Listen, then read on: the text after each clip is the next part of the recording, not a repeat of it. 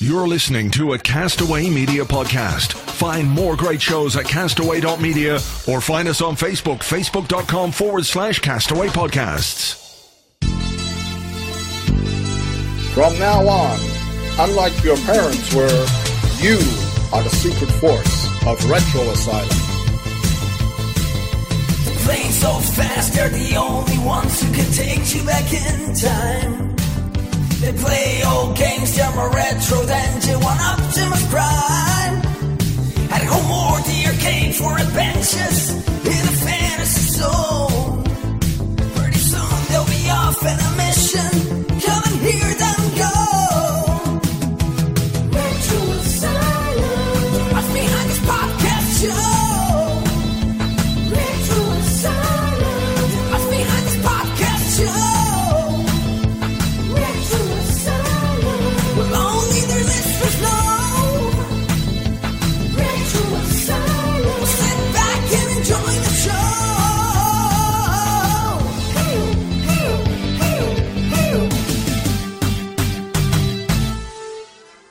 Welcome back once again to the Retro Asylum, the UK's #1 retro gaming podcast show. My name is Paul Davis, and this is episode 123.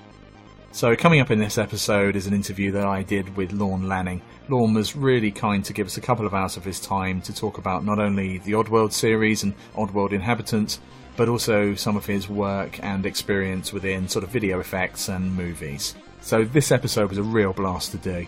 Anyone who's heard Lorne speak before will know that not only does he have a lot to say on the subjects of games, but what he does say is really engaging, insightful, and extremely informative. And as a result, we both went into a lot of detail, and in total the interview I think clocked in at around about 3 hours. Now, we had two options. The first would have been to edit down the content and bring the interview into a slightly shorter length, but being honest, there was so much really good stuff in here, I'd have been really loath to leave some of it on the cutting room floor. So rather than do that, and to make sure that we give you guys all the trimmings, we've split the interview into two parts. So this week's episode will be part 1, and we will follow that up very quickly next week with part 2. So before we jumped headlong into Oddworld, there's just a couple of things that I wanted to mention before kicking things off with Lorne. Firstly, thank you to everybody who's looked to vote for us in the UK Podcaster Awards. If you haven't seen, and you'd have done well to not see it, given as our Twitter feed and our Facebook's been full of it over the last couple of weeks, the Retro Asylum has been nominated for Best Video Game Podcast at the UK Podcaster Awards. Now, the voting runs through to the end of August, and we would really appreciate you guys taking the time just to click on the link, and only takes sort of a matter of 20 to 30 seconds, and it's an anonymous vote, but we would love to have your endorsement and win the prize of Best UK Podcast. You know, so who'd have thought that a retro gaming podcast would be in with the chance of winning such a prestigious award? So now we're in the finals. We'd like you guys to help just push us over the line and put a vote in for the Retro Asylum. You can either check our Twitter feed or Facebook page for the link, and I'll also put some information in the show notes. And also, we would like to thank the site sponsors for August: Dino Dini, Gazaper Games, Brendan Griffin, Michael Keith, Nicholas Lees, Garen Tungate, bitmapbooks.co.uk and retromash.com. So once again, thanks to everybody for sponsoring the show. It really does help us keep the website and podcast going, and the changes that we've done recently in the background, where the site's been quicker to download and things have been a bit more organised, has only been possible through the contribution of the community.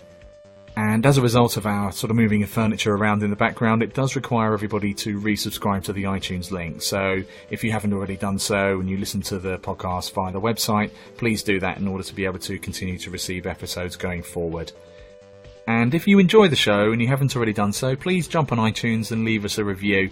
Good or bad, we'll accept both, but we're pleased to say that most people like the show and leave some really positive comments that, in the dark days of podcast editing and planning, it really does help you when people are really kind about the work that we put into the content that the show produces. And I know that you might think, I haven't done the review yet, I'll get round to it, I've got to feed the dog, or got to clear some fluff out my belly button, but jump on iTunes, leave us a review, it's very much appreciated. But hey, enough of my yakking. What do you say we listen to the interview that I did with Lorne Lanning?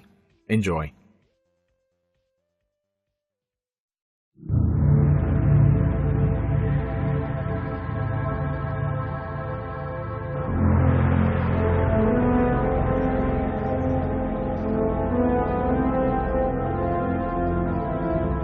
This is Rupture Farms. They say it's the biggest meat processing plant on Oddworld. I used to work here. Well, I was really a slave, like all the others.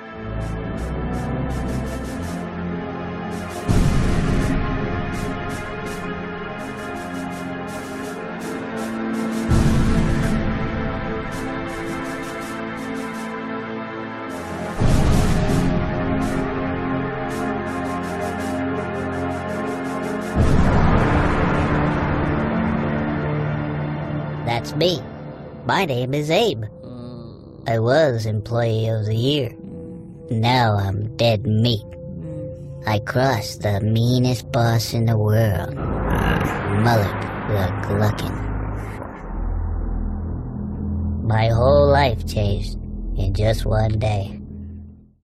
My name's Paul Davis. As usual, thanks for joining us on the Retro Asylum podcast. We are very fortunate to have another exalted guest to join us on our Hall of Fame wall. We're joined today by Lorne Lanning, CCO and co-founder of Oddworld Inhabitants. Lorne's best known for creating the lovable Abe character in the widely acclaimed Oddworld series. Indeed, Lorne actually lent his voice to Abe throughout that series. Before launching into games, Lorne spent a lot of time masterminding commercials, special effects for movies, and visual attractions for some of Hollywood's most prestigious graphics houses. And most recently, of course, we saw Abe in the reboot New and Tasty Oddworld Abe's Odyssey on modern consoles. Coincidentally, actually, today's had an announcement that the game will actually be appearing on Nintendo's Wii U. So coincidental, but a nice bit of happenstance. But Lorne, thank you so much for joining us on the Retro Asylum. Thank you for having me, Paul. It's great to be here. Now, I always say that, you know, the people who we have on who are respected and known within the industry need a little introduction, and I generally then give a really long introduction about things. But well, it's probably needed. It's okay. So, I suppose that my first question for you is sort of, where did you and gaming first come together? I've read in dispatches that your father worked for Coleco. Yeah, he did. And that was a little later because where really I got turned on to gaming was before even the Atari came out. I had a paper route as a kid, you know, and I think that was the only legal way to really make money if you were like 12 or 13. And so, you know, you got up at 5 o'clock in the morning, and I lived in New England, which got really cold in the winters, right? Yeah. And you got paid in quarters. Like if you had a paper route, you know, you were weighed down with quarters. And so what I used to do is every morning I'd stop in like the truck stops at little cafes that were on my route, and yet they had arcade machines. And so in the beginning it was just, you know, the very earliest games, you know, from Pong and pinball, and then Pong showed up. And that's when I really started gaming, and it was all arcade. And that's when we had, you know, just the three-letter scoreboard that you could prevail on a high score, you know. So it was in a sense it was the first leaderboards, but they existed at the store, you know. And so that's where I really got into it, playing, and I just loved them. And then my dad did go to ColecoVision, and he was what they called a package designer, which was really the guy who or the department that would have the idea, but the idea is in a 20-pound box, and now they got to figure out how to put it in a 5-pound box that looks a certain way. And that's what he did, was, you know, basically design circuit boards and stuff to fit in smaller packages. And but by that time, you know, now I was interested in girls, and I'm in I think I was in the end of my junior high school years and just approaching high school. And he was you know, and so that's when I started playing Donkey Kong and Zaxxon and some of those early games that they were bringing over to. That was really the first time I was playing home consoles, because I didn't have, aside from the first Pong machine, I didn't have a console machine. And so that was the first time with the ColecoVision, because I didn't get into the NES. Right. I hadn't been there yet. And like I said, you know, I was interested in girls by then, so I was trying to get out. But then the second phase of coin-op machines was at the arcades, because that's where you went to, that's where the girls were. So at night, there'd be a big arcade, and everyone would go to the arcade, you know. And the best games were two-player games, because then you could ask someone to play with you, right? It was the conversation breaker. And so, you know, like the pursuit of trying to get some was probably like my gaming ambition back in those days. But I loved the coin-ops. I loved them most of all. So my father, but I still didn't have any interest in computers at the time. So while my father was very fascinated with them and their potential to draw graphics and stuff, I was like, you know, I don't want to make paintings that look like that. You know, so as an artist, I still wasn't thinking about making games or using the process of art in games, or that games could become, you know, more of what we would call media arts, multimedia arts. But and so I was really more interested in film, but I just I loved gaming. I loved Fast and Furious, what you guys would call pub and play, right? And that was the stuff I was really into, and that didn't change until, you know, like I said, I was just trying not to be home ever, so it just wasn't into console gaming. And then when I got to Hollywood years later, and I started understanding that I thought games were the future. And I started understanding that, you know, just based on Moore's Law and understanding the technology curve and seeing what was happening in movies, what was happening in aerospace, what was happening in simulation, and also, you know, just what Pixar was up to in the very beginning, how all this was taking off. And what I was looking for was places to create stories and characters in 3D computer graphics. And that's where ultimately I settled on games as the best possibility for success to try and do that. And people just thought I was crazy at the time in film, you know. And you know, but and when that, you know, that Pong machine, when it first kind of landed, because it was a huge thing. I mean, I came slightly after. Pong was still in the arcade, but it was kind of with Boot Hill kind of one side. When, you know, for me, the game that I used to try and impress girls with was Outrun. Yeah, that was kind of the closest I ever got to driving a Ferrari. Well, and that was really risky gaming back then too, right? Like that was your video games and violence intensity. You know, people flipping out. Didn't Outrun have, like, if the car flipped, the person got tossed out? Yeah, and then you got told off by your girlfriend. So it's kind of art imitating life. But, exactly. But there was always that mythical uncle. You ever hear about the guy who said, "My uncle works for Nintendo"? You know, and he brings home, he brings stuff home. And did you ever get anything at home that no one else would have seen, or like prototype stuff? You know, more at the level of chips, not at the level of games. He would tell me, you know, I think you're really going to like this game. It looks more three-dimensional, and that would be Zaxxon. You know, so I'd hear about a little something, and I'd believe it when I saw it. You know, you're just kids, right? So your attention span's a lot lower too. But he would more like hold up little early transistors and chips and say, "This used to be a whole big room, you know, of machines that were clicking," and my brother and I'd just be looking at this little piece of silicon, like, I didn't really get what he was talking about, but he was so excited about it, we didn't want to interfere. You know, I didn't want to bust any bubbles. Yeah. So I didn't really see early stages of games and stuff, but I did get early insight into chips. And my dad, he learned this stuff about digital engineering and electronics from the military, because he was in nuclear subs. Right. And that's really where I got more insight, I think, into tools and technologies, was just like, how do you stay alive underneath the sea for 3 months? You know, future wars will be fought over clean water. Like, that was very eye-opening in a different way, but more, you know, philosophically and or philosophically and technological evolution, but not so much around games. He was fascinated with the chips, so I didn't get to see, like, you know, it's funny because I saw a few years ago, Robin Williams did the comedy hour at a thing called Night Night, which is like a gathering of kind of C-level gaming execs raising money around childhood diabetes and stuff, and it takes place in San Francisco every year. So Robin Williams gave a talk because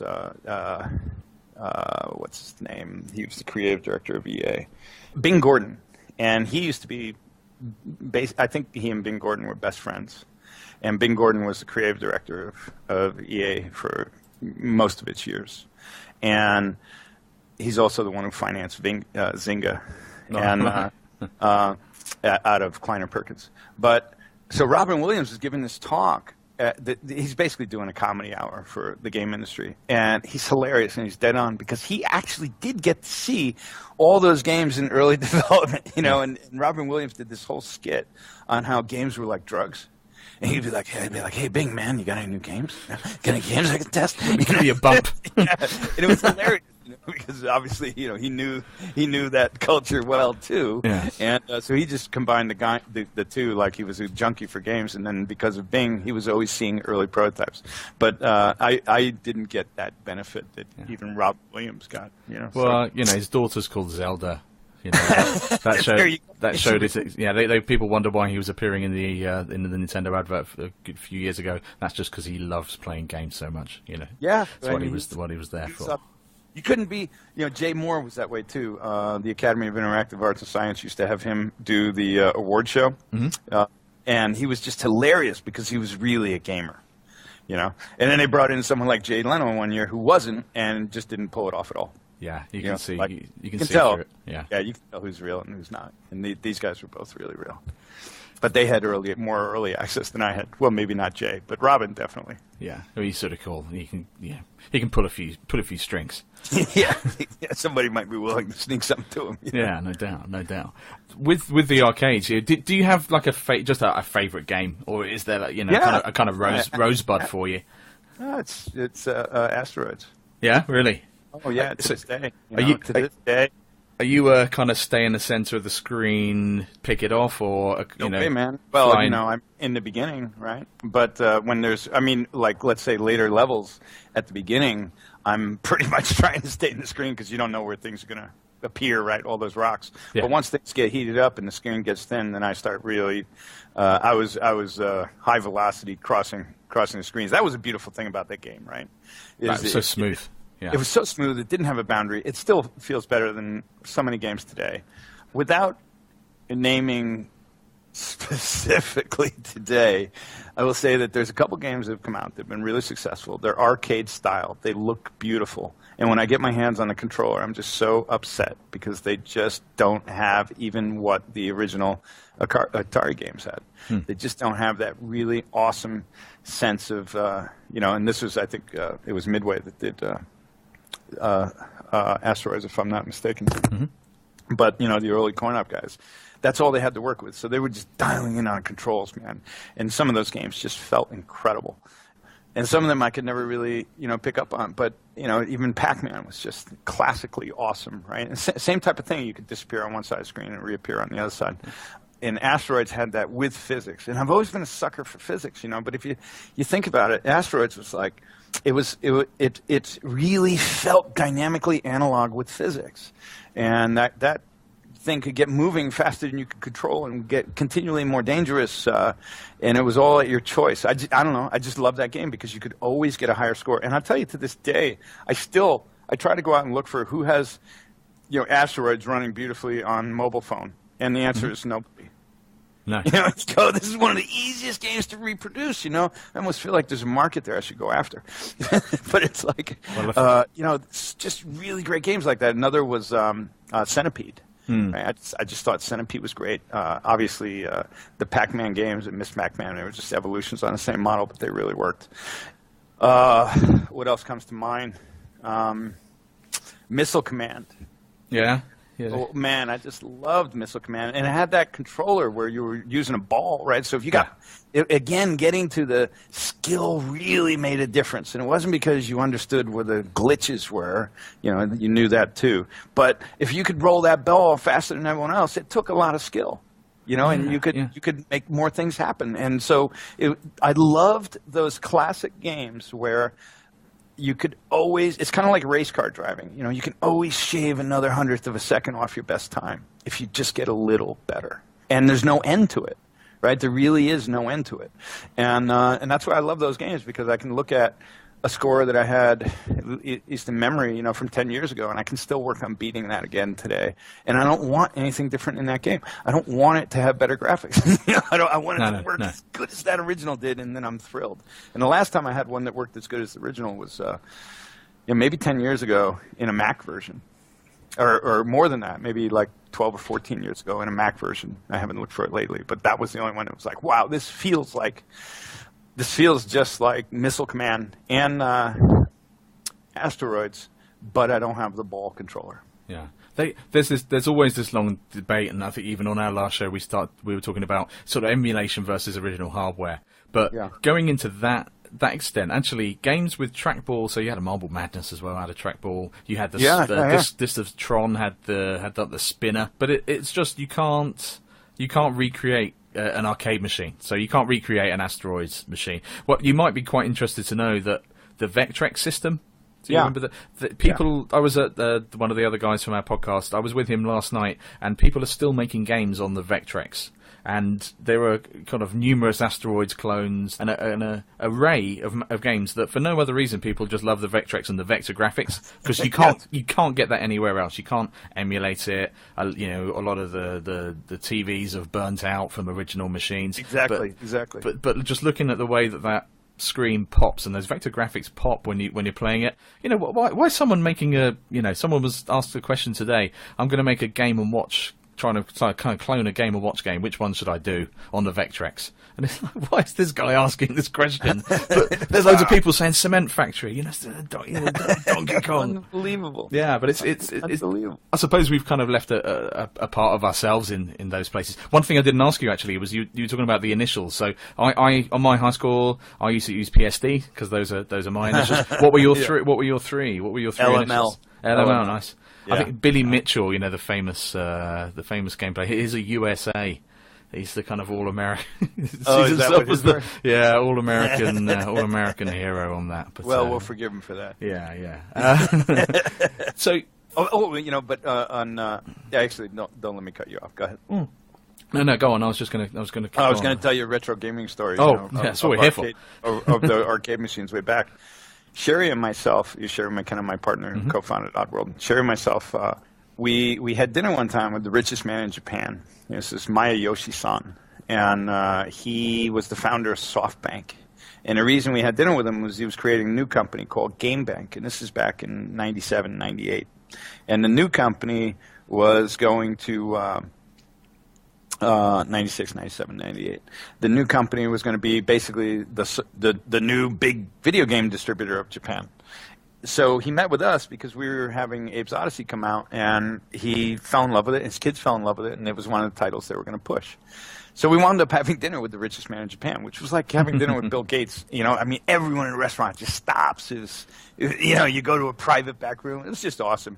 And he was really cool. And he told me the story of, he said, how I made my first $1 million? And I said, no. And by this time, he was the richest man in Japan. Yeah.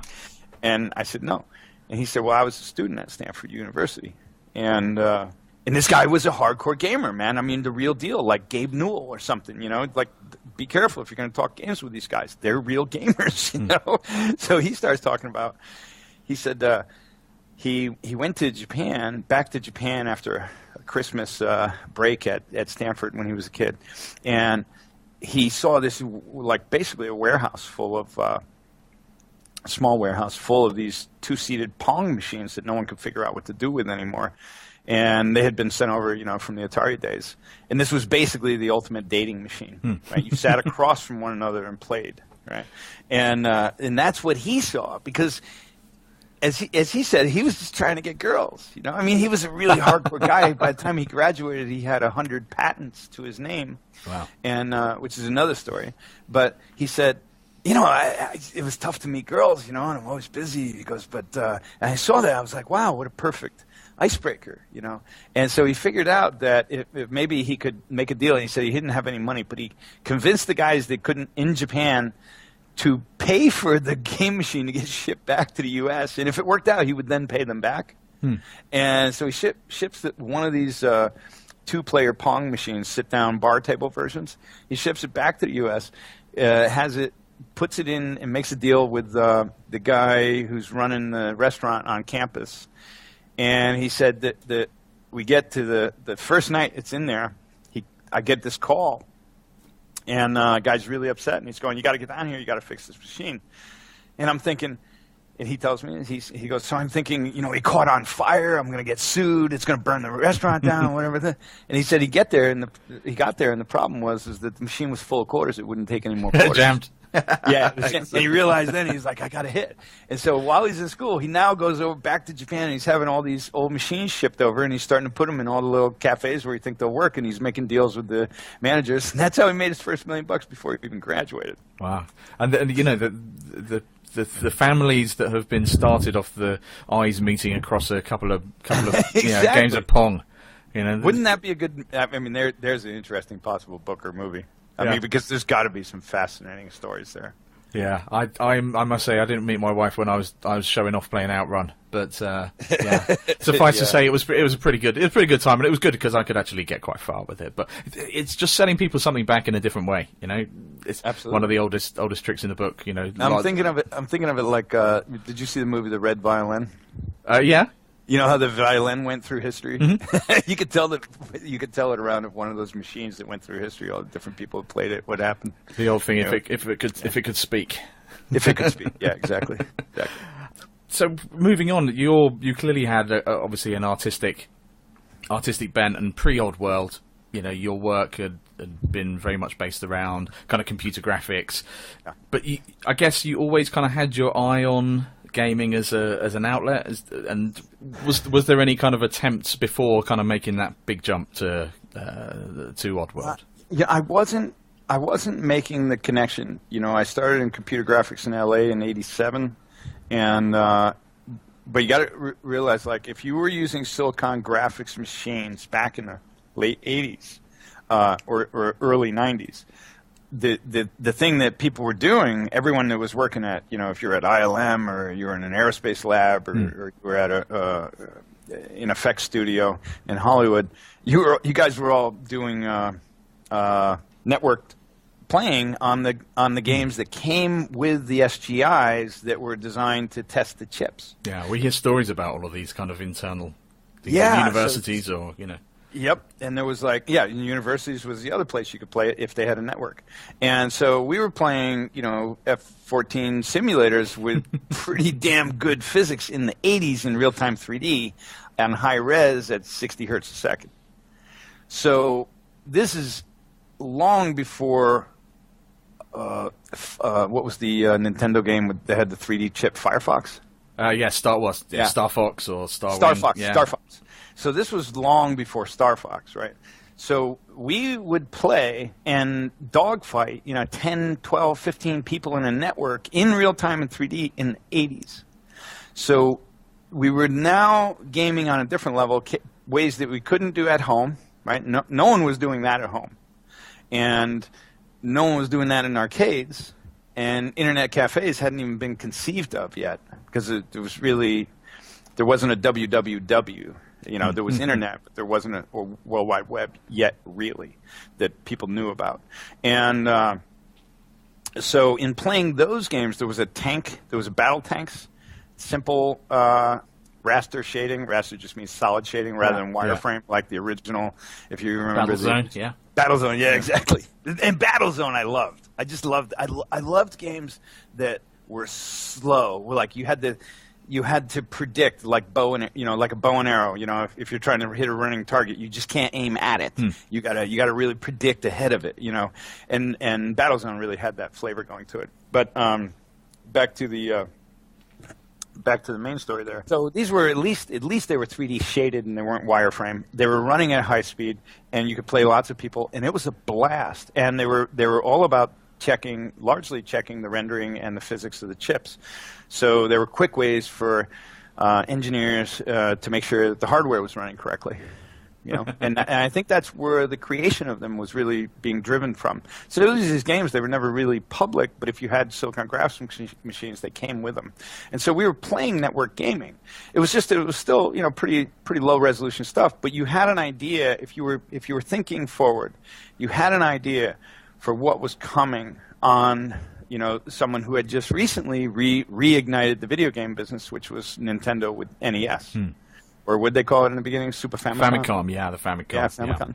Yeah. And so, they brought back the industry. And so there was people. Now I'm in my 20s, and the NES is really picking up. So I wasn't geeky enough earlier to be like, I wasn't the kid who was staying home with the hobby set. I was the kid who was just trying to get out of the house and get in as much trouble as I could. But when you look back and you consider what we were playing at that age, meaning late 80s, early 90s, we were way ahead of where consoles were. We were way ahead of anything that you could play that you bought. And I don't mean in terms of story. I mean in terms of arcade-like play. Pure physics, pure skill and controls, and done well. And these guys, they were doing them. I don't even think they were really game designers. They were just emulating some of the. They were trying to get physics sets right. They were trying to build simulation machines for simulation markets. And I think they were looking at a lot of the classic old arcade games and getting their ideas from there and just putting together some emulating types of stuff. But they were great. I mean, we would log hundreds of hours into that shit. But what really changed stuff was when Doom came out. Because very quickly someone had created a Unix version of Doom. And all of a sudden, this is a great moment in the sort of history of visual effects, because all the visual effects houses, Lucas, ILM, Pixar, Rhythm and Hughes, Boss Films. I mean, there was a whole number of them back in the day. They all ground to a halt in productivity. I swear to you. Right? I asked John Romero that exact question, and he's like, "Yeah, we kind of we were responsible for that." Totally, dude. All these companies were starting to create policies. If we catch you playing Doom, you're fired. I mean, it was just outrageous because it was so addictive. It was so fun. It was the first time like that you got to play something that was in 3D, networked, and its graphics were what it was, but it felt 3D and it felt dimensional. And they really nailed the shooting and the way that characters responded when they got hit. Just that you felt like, wow, I just nailed that guy with a shotgun blast. Not, wow, I just had a bleep bloop bloop, video gaming feel. Like you actually had shotgun sounds. You had bullet sounds. Like that was one of the first games I remember that was really. It sounded like a gunfight. Yeah, right? that was half its strength. Was it just just not only that, but seeing your own bloodied face on the screen is it's an iconic image. And so you're kind of you're through the looking glass here. The things that you were being exposed to were just not possible within a kind of gaming environment. And so at what point did you suddenly think, well, I'm doing all of this stuff? And actually, I will just say at this point. The work that you have been responsible for on that side included the Disneyland Paris work on the Visionarium. Yeah, now, are you familiar with that? I'm very familiar with it. Obviously, we're in the UK, and that ran up until 2004. Oh wow! The Visionarium, and it was subsequently replaced by the Buzz Lightyear Laser Blast Toy Story thing. To be replaced by Buzz. Yeah, but personally, at least it was a hippie. Yeah, exactly. Within Paris, Disneyland Paris, they're very much influenced by the kind of Jules Verne. I'm a huge fan of H.G. Wells personally. Yeah, nice. Time Machine. I've actually been trying to get a full-size poster of Time Machine to hang on the wall next to my King Kong and next to my Metropolis. Yeah, because those are the most inspirational properties ever for me. Yeah, Time Machine, H.G. Wells. I mean, boom! How much more grand, deep, and rich do you get? Yeah, the Rod Taylor's. I mean, because he recently passed away. I think Rod Taylor, who was the actor in the movie, but that's one of those films that I put on extremely frequently. And serendipitously, my town, the village that I live in England, is out in Essex, so it's a kind of countrified rural area, is where H.G. Wells actually used to live. Oh, really? Yeah, and there was a very senior lady who I used to know, who, when she was a girl in the village, she used to see H.G. Wells cycling past. So he used to go to the kind of shop to pick up his newspaper and cycle on. So I was a fan anyway. Then I found out that, and his house is just a few minutes drive down the road. Suffice to say, it's a lovely grand place, and it's amazing because they got a little theatre there, where Charlie Chaplin used to perform there. Walt Disney went there. Wow! He signed the lady who wrote 101 Dalmatians lived very locally to here, so he came over to the UK and signed the deal for that. For the cartoon with her here. Yeah. But they made a movie out of that, didn't it? I think Tom Hanks plays Disney. signing. Yeah, the one with Emma Thompson. I think so. That was the Mary Poppins. That was Mary Poppins. One. Sorry, I didn't see it, but he would do that, right? Disney would go and find that writer and personally, really try to sign him up. Yeah, they were trying to get a blue. They have a thing in the UK called blue plaques. So where famous people resided or were born, they put up a plaque, English heritage, kind of mark it as a place, and that's what they were looking to try and do. But H.G. Wells and that, just the Visionarium for me, and Nine Eyes and the Time, all that whole stuff was just a really cool thing. And when I have looked into your background to see that you kind of helped drive a lot of that is I'll tell crazy. You what I did if you saw Visionarium. Right? Yeah. So it was an interesting time because we had a very interesting problem to solve. And if you recall, there's the future scenes of Paris. Yes. And you're flying over a future Paris. And it was interesting. Now, this is the first time I got to work with Sid Mead because Sid Mead designed it. And and he basically his house was up the street in Hollywood from where Rhythm and Hughes was, where we did the work. But our problem was that we were shooting 70 millimeter 8 screens simultaneous, so true circle vision. And right when you stand in the center of it, it's almost like you're in a high rise up over a city. It's just the imagery completely surrounds you, right, at a phenomenal resolution. Well, so Paris, this just details, but that you might find them interesting. Paris has so many heritage, architectural heritage constraints that Paris 200 years in the future isn't going to look so different, right? So they had a conundrum, and they hired Sid Mead to solve the conundrum. And the way he solved it was he said, well, let's build light structures that will handle future flying traffic and navigation and stuff like that. And then way off in the distance, once we're out of the protected architectural heritage zones, then there will be, enormous sky rises and things like that off in the distance. And then, so what they did was they shot real footage day for night, meaning they shot it in daylight, real footage of Paris from above the Arc de Triomphe. And in a circle vision camera rig, which at the time was, maybe like 500 pounds. I mean, it's this enormous thing. And then we brought that footage back, and now on top of 8 cameras all running simultaneously, right, 8 different film screens, we had to synchronize this future visual effects compositing on top of all of those. So it wasn't like dealing with one movie screen. We were dealing with 8, and they had to be consistent. So, and they shot it live, so now we had to work on top of live footage, which basically meant we wouldn't get away with the old map painting tricks where you'd shoot with glass or stuff like that. And this led to us really pushing the development of an internal paint system. And I think this was a big opportunity for me because my training was originally in photorealism illustration. And so there wasn't many people at the time that, and Photoshop was just in its earliest legs. But there wasn't many people at the time that were really,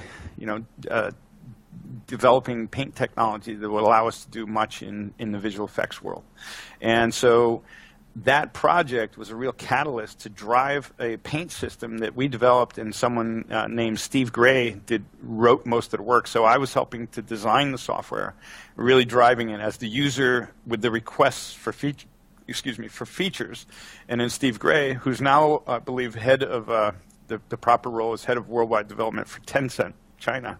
But Steve was with me back then in Rhythm and Hughes. He had a long history in the CG business already out of the 80s, out of Bob Abel and Associates, which anyone who knows the history of CG, that was a really one of the hottest centers going, helping to put CG on the map. And anyway, so that project, Le Visionarium, allowed us to actually, develop at least at minimum a 2,000 to 4,000 line paint system. And we had to simultaneously we were trying to get better scanning into the computers of film, so that led to Ray Feeney developing a new type of film scanner that he then won the Technical Academy Award for. Wow. But so that one project that you just mentioned, and when I think of my theme park projects, I never think that I worked on. I never think that people would remember them, But here we are. So thanks for bringing up retro theme park stuff. Well, and obviously, it's still in the consciousness here, and that coincidentally, just the other day, there's a Disney blog that I look at, and this isn't retro gaming, but this is for me. We're very happy to talk to you about this stuff. But someone's actually for Oculus is creating. Up to now they've recreated Space Mountain and the original Star Tours ride, and they've created Oculus versions, VR versions of those rides. No way. Well, they should have avoided. Well, Star Tours wasn't too bad as long as they didn't do Body Wars. Did you ever see that attraction? No, we didn't get that one ILM, and it was also at Disneyland. And when you went into that, it was basically the same Star Tours room and motion base and all that, but it was running an incredible journey, the Incredible Journey type. Oh, okay, yeah. Get shrunk and go through the bodies, and that room smelled like vomit. So there was lots of sawdust on that floor, man. People used to get big time sick. So I'm glad they didn't bring that one over into VR. No, but the thing with this guy, and I'll have to send you, I'll have to email you a link. But his site is actually introduced, and it's something that Disney are aware of. But they actually have Nine Eyes on the website, and the introduction is actually through the Visionarium characters. And, that's funny. And so if the rides are no longer there, there are people out there who are painstakingly rebuilding this stuff, like brick by brick, which is crazy. Check how early we were in CG, right? So if you go back in time, now you know the Visionarium. Remember you had that Jetsons-like chrome car that comes up in front of the screen, and there's a family in there, and then they fly off across multiple screens? Yeah. I'm with you. The car was CG. The people in the car were puppets on a motion control rig. Right? They were single frame stop motion puppets to show the family in the car, because the client wasn't sure we could do really characters that well yet, So it was one of those things where we were still like locked in the old world I'm saying the old world, which had only been invented in the on like 2001, Kubrick with Douglas Trumbull and computer controlled camera rigs, so you could do multiple passes perfectly.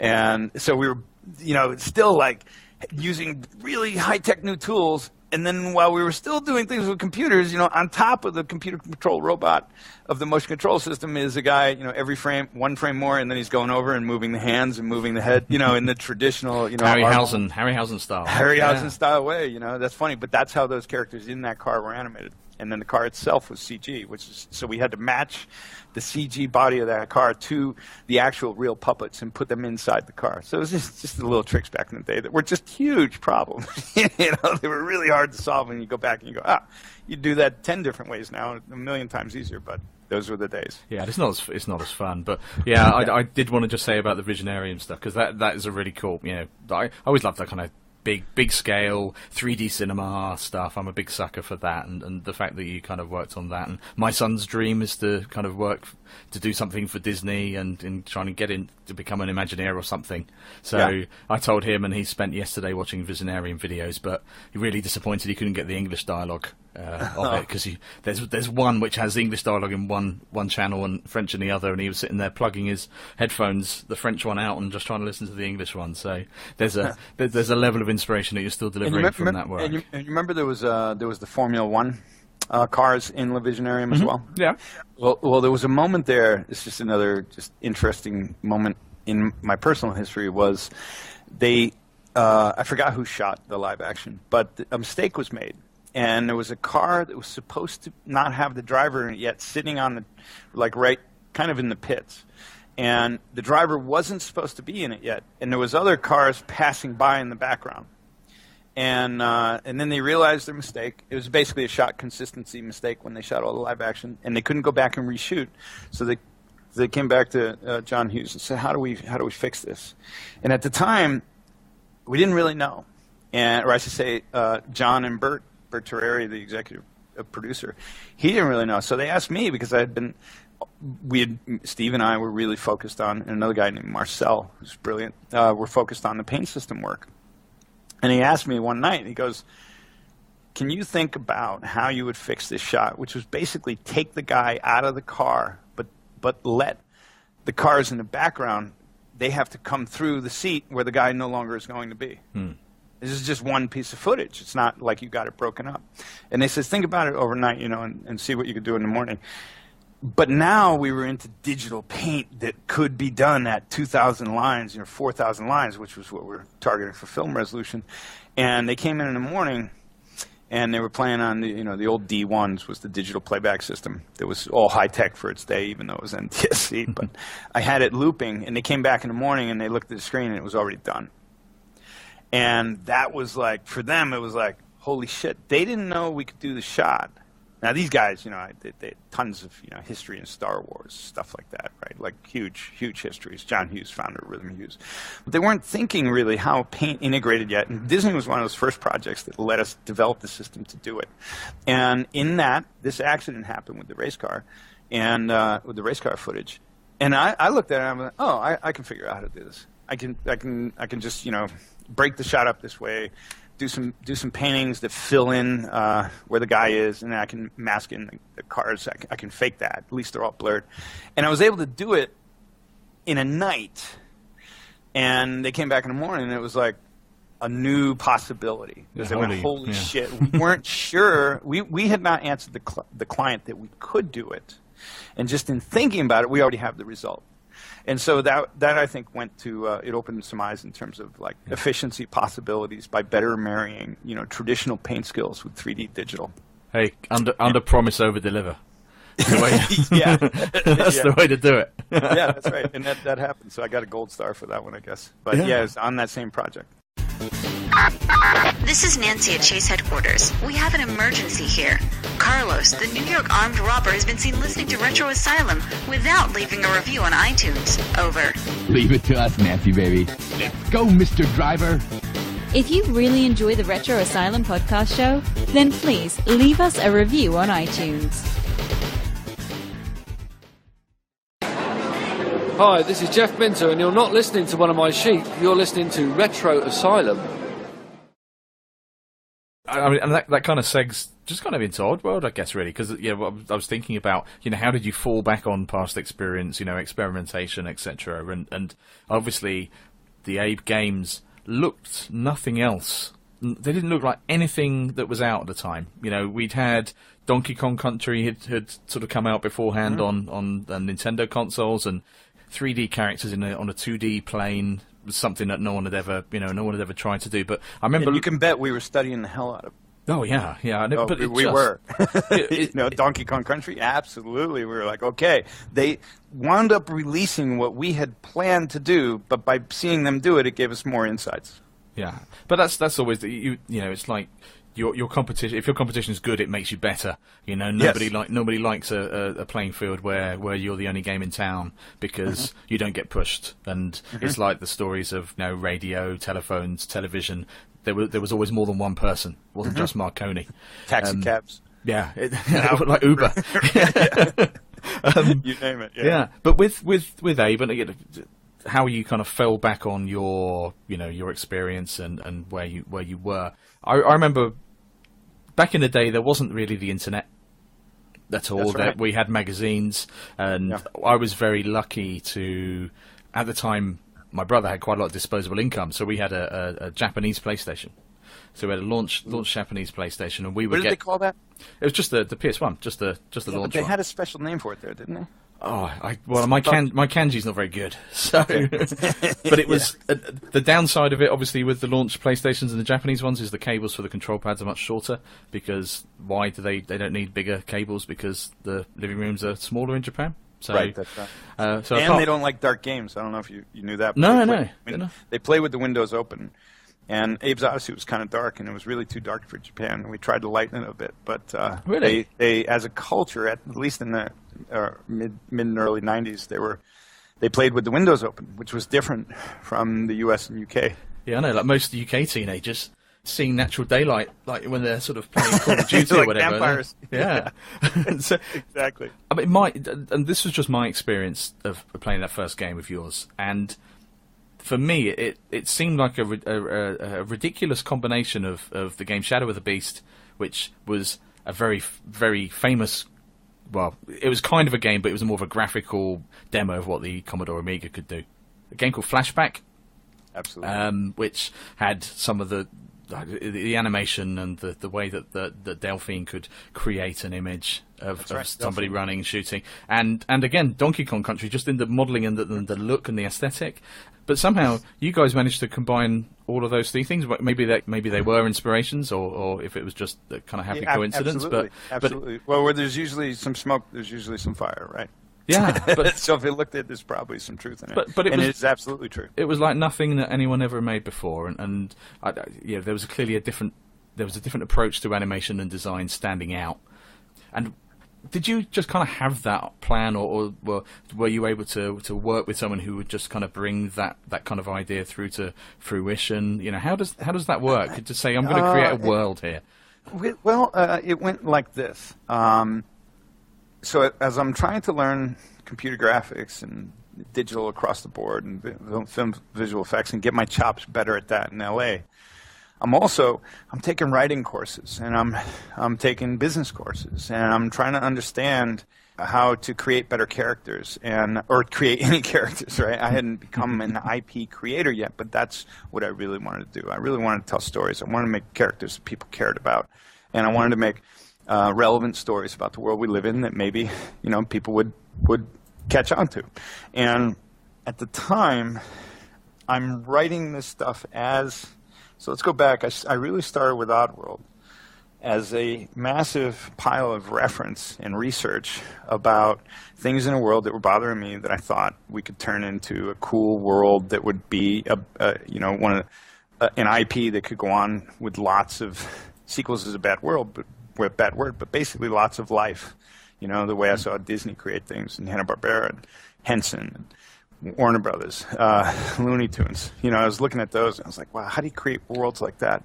And so I was trying to become a better writer and character developer, and really start to, understand filmmaking more, less from just the visuals and more the content. And what I was doing was I was writing Oddworld as movies. And that's where I was really thinking of it from, was as films. So I was trying to look at the character arcs and the story development as film. And that was leading to, I had the belief that eventually CG was going to make major motion pictures. And this was before Pixar released Toy Story. And no one had done it yet. And there was still lots of arguments. I mean, we saw the whole history where people said it'll never happen. CG will never animate characters that people care about.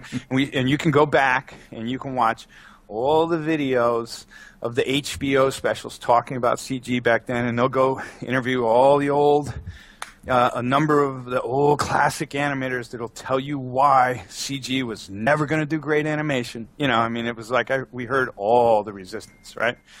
And now everyone just shuts up because history's proven itself. Well, they should have learned the lesson from Walt Disney, because he didn't manage to achieve success first time round, and yeah, you're not kidding. He came across exactly the same things with his group of a few people in the room, with the ladies kind of doing all the animation, and people saying, well, why would I want to go and pay money to see that? It's just something on a piece of paper. Mm-hmm. Yeah, exactly. And so history is just full of these, right? Any sort of innovations usually meet some mass resistance along the way. But for me, I was thinking of them as movies, and the conundrum that I was finding myself in was I realized to make a CG movie at that time was going to cost probably at least $100 million. It hadn't been done, and the chances of getting it done was slim and none. And even if you were able to start being made, the chances that it would be the film you wanted it to be by the time it released was probably still in none, slim and none. And I'm thinking to stories I was reading on, Lucas making American Graffiti and the hardships he went through. Same with Star Wars. Same with Ridley Scott on Blade Runner, which was one of my favorite movies of all time. And they're as creatives, they're heart-wrenching stories. Because these guys, in the case of Ridley Scott, they re-edited his movie in the end, and they put cheesy narration on it, and they ruined an incredible masterpiece. Yeah, those conversations that studios would have with them around that, and it's well documented, isn't it? That it was a ridiculous slog through set design, and God knows. Exactly. They were driving it in a different direction to where they really wanted it to go. And I'm sure, he was a real easy one to work with, right? But still, I was like, if that was me, I think it's heartbreaking. I don't know if I'd survive, if you took my baby and then turned it into something that I knew it shouldn't be, and then the audience like, like I didn't know. I found that very discouraging. And so even those people who had that power and visibility and fame at the time, they were still suffering, the creative dilemma in Hollywood. And so I was going, wow, man, what's my chance? I'm nobody, and so what's the chance I'm going to be able to do this stuff? And I was walking away going pretty slim and none. And the budgets, you got to go back, in the early 90s, we're talking about LaVisionarium. That was $1 million a minute time. That's what we were charging for CG, $1 million a minute per screen. Gotta love that rendering. Exactly. And so at that time, I'm really in a conundrum because I want to tell stories and I want to create characters, and I want to create worlds, IPs that are worlds, not just a one-off story. And I had been cooking this thing that would eventually be called Oddworld. At the time, I was calling it Offworld as an homage to Blade Runner. And it turns out that it was taken as a game. I think it was called Oddworld Intruder, and they denied us the trademark, because I think it was anyway one of the original 3DO sort of associated companies. So that was a dilemma, right? Because you're like, wow, how do I ever get to make stories, right? And there was no market for short films, zero, which is pretty much still the case today. There was no market for CG animated films. No one wanted to touch them. The possibility, no one had been convinced that they would work. And television, the budgets weren't going to cut it. And beyond that, home video was still early for VHS, right? It wasn't even like that around that long. So, out here, Blockbuster was just beginning to open, Yeah. And so I really felt in a dilemma, but what I knew was that I loved 3D computer graphics. I loved digital, and I loved creating stories. And even though I hadn't had any that were published yet or had gone anywhere, I was trying to figure out where the hell can I figure out where to make these stories in CG and eventually sell them to the public, because if you can make things for film festivals that don't go anywhere, you can make things for SIGGRAPH, but that doesn't mean you're making any money, and I just mean that in survival, not even in profit. And so what I started realizing from my experience in aerospace and from the video games stuff, like on the SGIs that you and I were talking about earlier, was I started realizing that games was more likely a place that we could actually release new stories, new content in 3D CG than other mediums. And that's when I started really going like, wait a minute, I need to pay more attention to games, So I went right out and bought at the time it was Sega Genesis, I bought a SNES, and then I started playing what was happening. There was the Neo Geo system, if you remember. I knew one friend who was rich enough to own that one.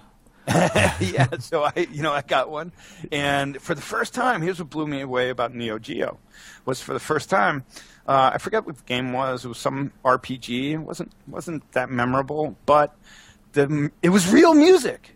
Like, it was real music, right? It was actually a game on a CD, and I was like, holy shit. Games on CDs, of course, now we'll have more capacity, and that more capacity will lead to richer stuff. And where's all the performances? So I was looking, where's the performance for audio processing? Where's the performance for CPU processing? Where's any geometry processing or other effects capabilities? What do these boxes have? And I realized that the cartridge, and I started knocking on the doors of some game companies, and it was actually Tommy Talrico. Was one of the earliest people that someone introduced me to, who was willing to take me through and show me Virgin games. And they did Sega games and things, and this is where Dave Perry came out of. Right, yeah. And so I met those guys back when I was in the film, and they were gracious enough, Tommy in particular was gracious enough to just show me how games were built. And at the time, I remember they were building a McDonald's game. Do you remember Virgin did a McDonald's game? It was like green goo. Mick and Mac, I think it was. No, it was about environmental pollution and shit. Some green slime, you're fighting the green slime. But they were doing more cell animated stuff, and they were working on a couple games that were really bringing in Aladdin. Aladdin was the game that they were really working on that was bringing in and tracing again cell animation and bringing in a game, and all of a sudden, it felt more like cell animated, and the guy's pants were blowing as he ran. Yeah, that was a seminal game that came out. Yeah, Global Gladiators was the Global Gladiators. That's it. Yeah, Mick and Mac were the characters. That was that was why I was dragging it back. But yeah, Aladdin was a breakthrough where totally it's a cartoon on my screen that I'm controlling. incredible. Yeah, right? And, we saw that early with Dragon's Lair. But Dragon's Lair, like, some people figured out how to play it and other people couldn't. And I was one of those that couldn't because I expected response time. I didn't get that I needed whatever. We know the imperfections of Dragon's Lair. But it also showed us, like, wow, a show can look like a game. Yeah. And so for me, I was like, whoa, okay. And then I started dialing in on playing games that I thought might hit.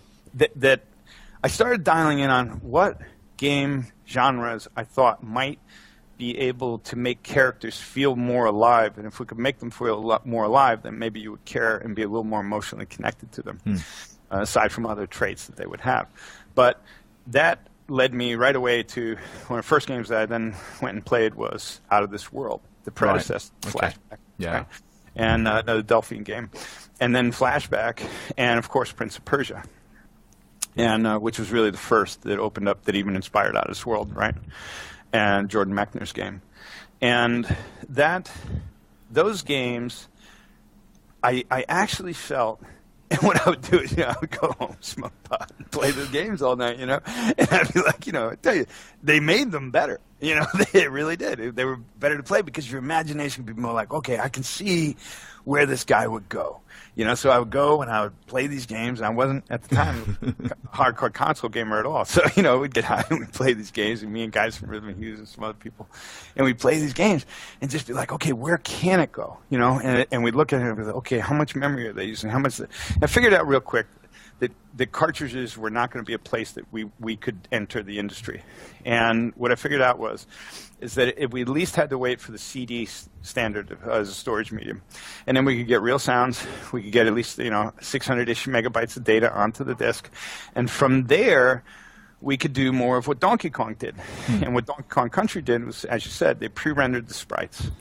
And there was, if you remember in Flashback, there was like 2 places where they actually had like a 3D geometry that was on a little, flip board or something, a little cycle. And it looked like a real 3D orb was rotating in the scene. You're like, wow, it's really 3D. If you remember, there's only a couple places. And we were like, ooh, that's pretty good. And another game that now came out at a similar time was Myst. Oh, God, yes. And that was the game that sold CD-ROM drives. It was also the only game we had on our Mac. That's right. Those two brothers. I still don't like those guys to this day. Sorry about that. But when I saw Myst, it was the first time I ever saw a game. And now we had been playing games in 3D, right? Like I told you, but it was the first time I ever saw a game where you looked into the distance and there was a interesting looking production design place, like something that felt more like a film set rather than something that felt like a video game screen. And you could go there. And I was like, wow, man, how do we combine the things that I was liking about in Flashback, Prince of Persia, which was, Prince of Persia, the guy just looked more alive when he ran across the screen because he was actually rotoscoped animation. Yeah. But then when he died, you felt a little more impacted because of it. It just wasn't Pac-Man dying. Right? And that was just Jordan's brother in his flat, I think. In his apartment, how he did it. Yeah, how he put it together. It's a story like Mark Cerny's with Marble Madness. I mean, it's just individual guys figuring out how to do it, and they did it. And, somehow they had hits. That's amazing. Yeah, it was amazing. But so I'm looking at this and going, how do we take more of what Donkey Kong is doing here, and we can use it all as a pre-rendered sprites. Now, we had already determined that before Donkey Kong came out, but Donkey Kong Country came out and validated what we were already thinking, and then so we played the hell out of it. So we said, okay, how do we pre-render all the sprites, but then how do we get a feeling of more depth into the world so that even though we're only going to run back and forth left and right on the screen, and I knew we couldn't do real-time 3D, because if we did real-time 3D, we wouldn't have looked any different from other games. And we understood 3D well enough that we didn't have any being enamored with 3D, right? We didn't have any like, oh, look, I can move polygons around. We were like, shit, I still can't process and render shit, so let's just stay away from 3D. But let's do 3D like we would in film. Let's pre-render it all, and let's use it all as playback bitmaps. So while our data generating the characters would be in the gigabytes, the data that the game would actually play back in did not have to be. It could actually fit on 600 megabytes. Right. So with that methodology, and then figuring out like, cutscenes, cutscenes are starting to happen in games, but the writing hasn't had as much attention as it could, and they always feel totally fractured from the experience. If we can tie those together so that story is more important, cutscene is more important, not just something that's a level payoff, but it actually, you have to pay attention to it, and you'll get some hints for how to play where you're going. You'll get caught up more in the overall mythos and arc of the story. So how do we make cutscenes more seamlessly interact in a magical way with gameplay? And that was part of trying to get that, and it was hard getting the opening scene of Abe's Odyssey, where we come out of the movie and the camera comes and rests, and then the guy drops into the screen and the game has begun. And it was not a glitch, not a pop, not a compression pop. I mean, maybe if I go back now and look at it, I'll see that there were. But no, it's not too bad. I went back the other day, so it's still solid. Don't worry. Okay, good. That's good to hear. It held up. But that was a really hard feat right there to get that to work. And we were like, but that's got to work.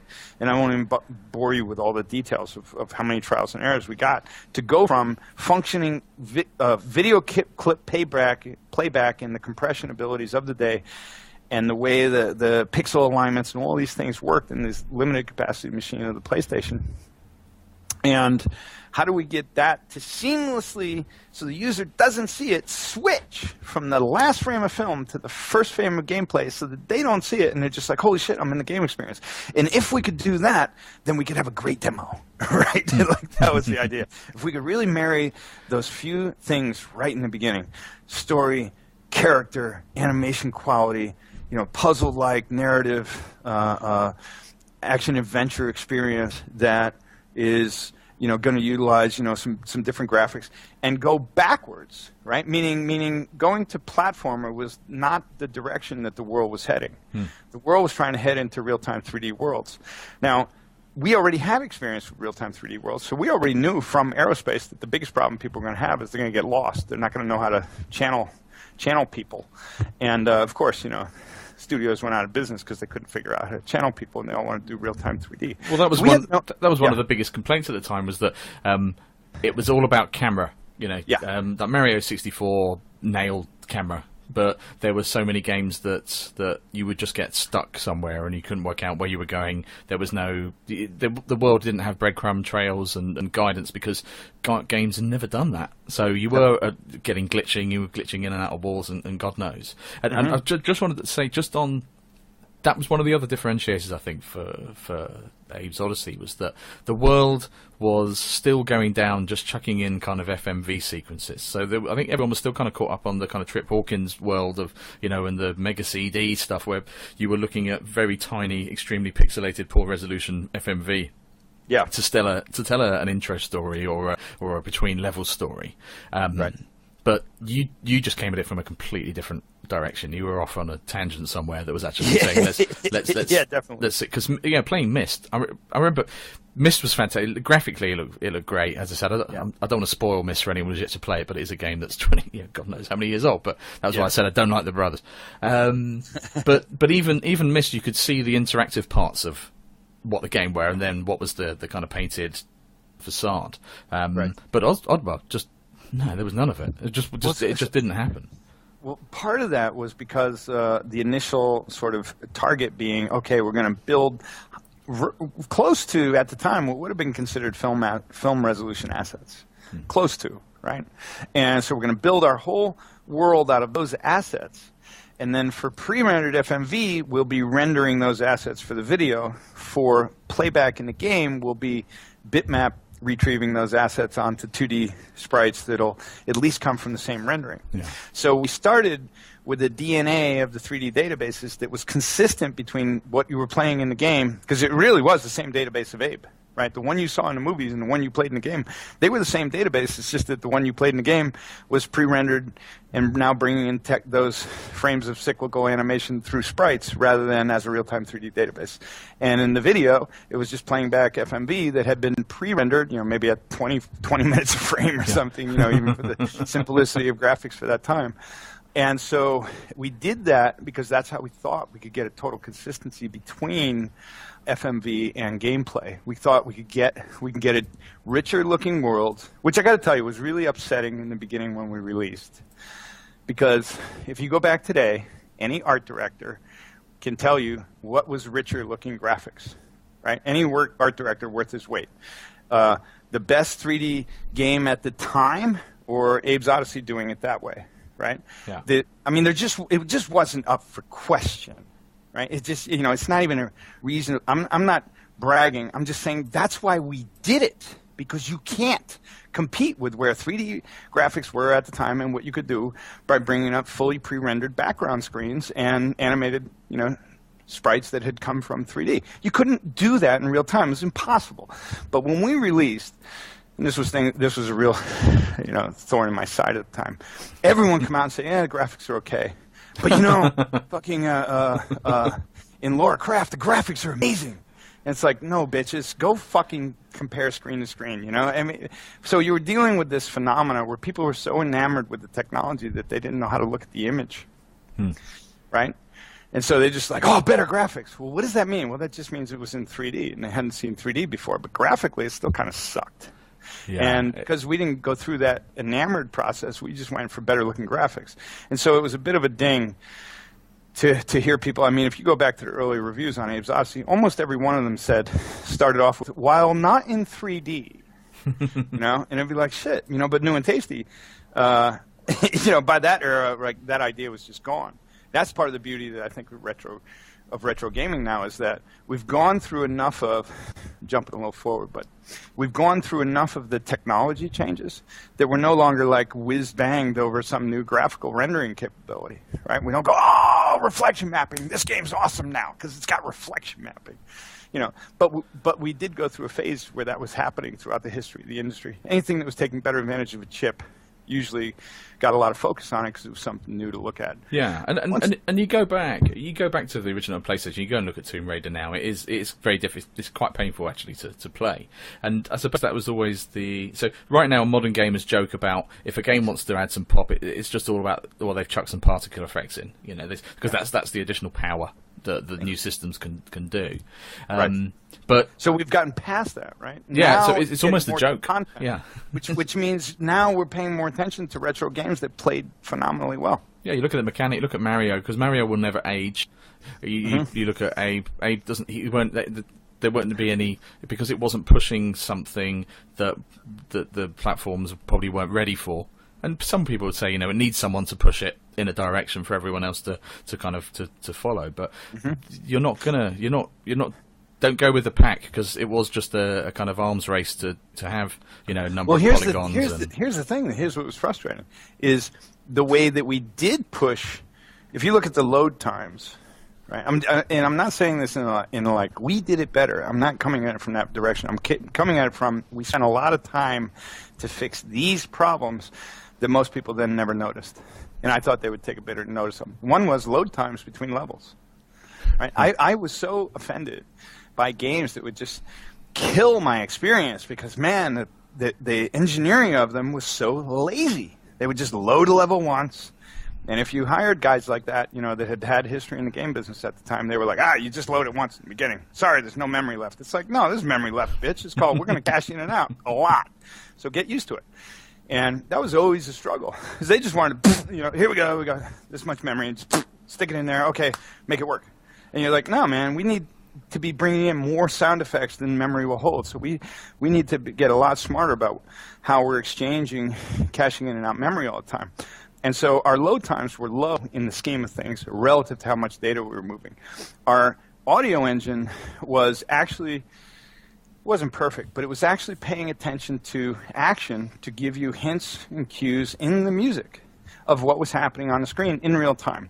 And I think it was early enough that some people just didn't notice it, other people did. And what I was tired of in games was games that would take music, throw it on top of the level, and now you listen to mediocre music that has nothing to do with the game you're playing. And I wanted the audio to feel more scored like a movie does, that it should, and this is, the games like Flashback were already going after this. And so those were areas, and just how much we were using memory, how fast and how often we were caching in and out, how much attention we would pay to a menu system. These were things where we gave, a lot another level of love and care that I think the audience, ultimately didn't really notice that much. Some people did. Well, I think people come back to it. One of the things I remember being told from a very early age is the devil's in the detail. People might not always notice it, but you kind of understand it. When you were talking about loading, I think, thank God you never had a Sinclair ZX Spectrum or Commodore 64 on, because you'd have lost your bits on that until I had an Amiga. Oh well, yeah. So the kind of disc swapping and everything. But I've still got 8-track tapes. I'm sorry, 9 tracks. Do you know what they are? Those are the reels for saving computer memory. They held 70 megabytes a piece. I've still got my data from Rhythm and Hughes backed up on some of those. Well, you never know. You never know. You never know when you might need it. You're right. But with Ape, and obviously, the PlayStation was. I remember when PlayStation first came out, and there were these rumors of Sony doing it, and you think, well, hang on, there's a competitive duopoly here of Sega and Nintendo. Like, what Sony? What are they even trying to do to try and break that up? Because those two companies have got things absolutely sealed. We've seen the 3DO and we've seen the CDI, and all of those kind of systems that come in as multimedia type systems that would be like a VCR. They'd sit under your TV. And PlayStation came along. You had all of these ideas. Was the hardest thing selling this to Sherry? Yeah. Outside of everything, like that jump. We're talking about, I think Sherry's got more Clio awards than anyone in the world. She had over 50, and so there was not many people that had in visual effects, as great a career, and as a producer, and so she was kind of legendary by the time I came upon working and knowing Sherry. Well, you say that the list of some of her work is like my personal favourite things of all time. Oh, really? So in one of our, as well as games, we did a couple of movie episodes, and the first one that we did that I wanted to do was The Last Starfighter, because of what that movie actually managed to achieve, and it stands out as something that nothing's ever looked like that again. Nothing really looked like that, and the kind of boldness and the effects that were used, that final scene. What was that special move called? Oh, you're gonna kill him. Yeah, that was the end scene, right? And certainly she's got. If you want to, you call her and ask her stories about that someday, and she'll be happy to tell you. But producing that movie and how hard it was, and the resistance of some of the best programmers in the day, and where they were creating the limitations, like for shadows or for reflections, and just the arguments about whether they were even necessary or not was just maddening to people who weren't the technical guys, and just like, it needs shadows, and it's like, well, no, it doesn't. And you're dealing with programmers, they're not going to write shadows for you. You're not going to get shadows. That's it. And these are the guys that own the companies, so it was tough, and they were brilliant. There's some great stories there. Death Blossom, by the way. The Death Blossom, there you go. But Labyrinth, Back to the Future, The Ride, Bill and Ted's Excellent Adventure, Jesus. Bill and Ted's. Like, why does everyone remember Bill and Ted's? Oh, well. So she was there, right? She did a lot of this stuff. And this was when it was hard, man. That's when CG. I came into the industry after those things were made, and I started using software that came out of those companies. And man, it was cryptic. you built models through entering three coordinates through text for every point, right? None of this fluffy Maya shit, man. Maya is a later incarnation of software that started at those companies. Right? So you had Able Image Research, which came out of Able. It later, a permeation of that became Wavefront. Wavefront later got sold and integrated into Alias. Alias and all of that eventually, that whole integration eventually became Maya. Right? So out of those studios in that time, the software legacy still holds. And it's funny because even in Wavefront, I was getting error messages like, talk to John at Able's in the back room. So it's funny. But John ain't there. The way that I talked Sherry into it was, I realized she had zero interest in games, and why should she? She was making huge movies and stuff, and working with big famous people, and quite frankly, there wasn't big famous people in games, and so it was different as Hollywood. but she was a sucker for stories. You know, she was a total chump for great stories. So what I did was one time at her pool in the Hollywood Hills, you know, just sort of a classic scene, I said, you know, let me tell you these stories. And I told the story of Abe and how that story was this big epic.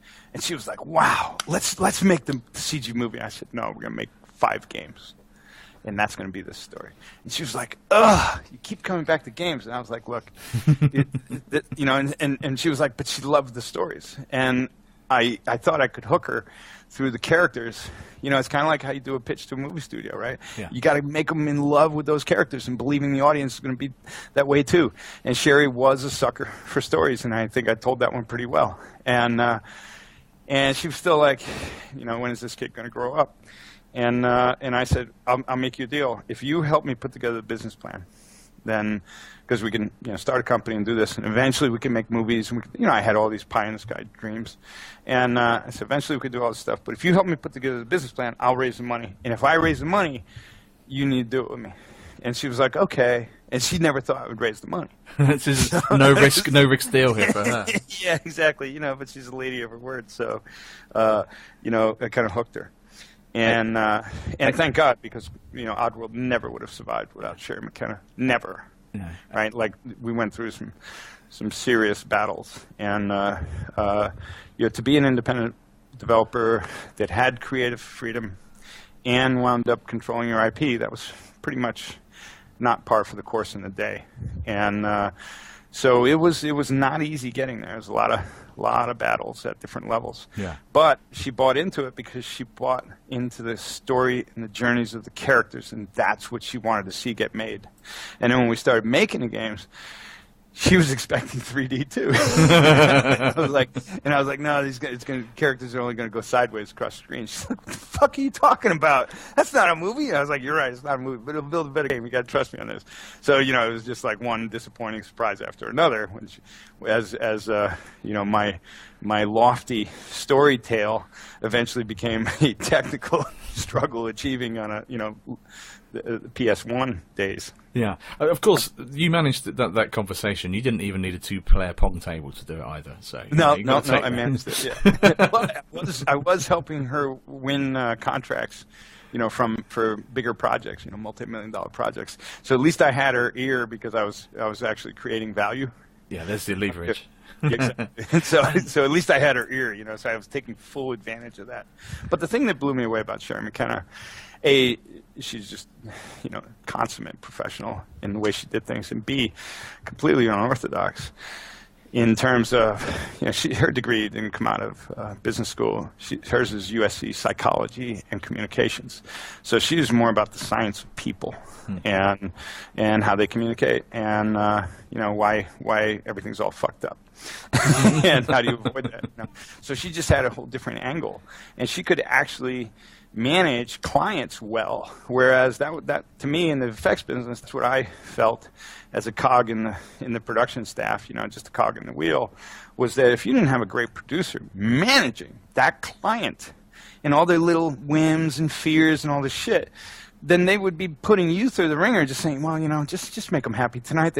I know last night they said red hair, but tonight can you just do blue hair and you're like, what the fuck? Produce the fucking client, would you?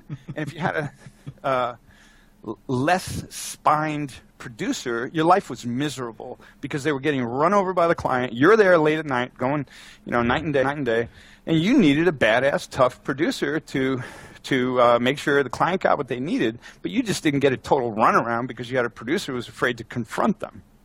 Well, that wasn't Sherry's problem, right? Like, she was an expert in producing clients.